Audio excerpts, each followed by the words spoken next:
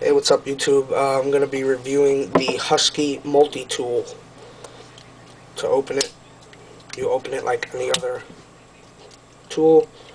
You got your plier with the spring, so it always opens. You've got mini saw. You've got the filer.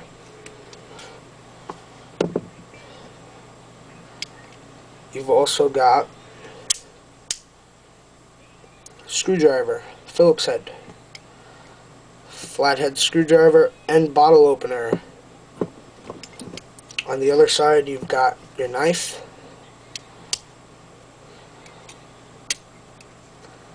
another mini saw.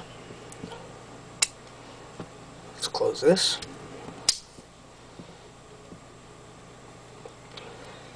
You've got the metal can opener. You've got another flathead screwdriver, and you've even got a smaller flathead. All in all, I would give this a 10 out of 10. It is really durable. It's really heavy.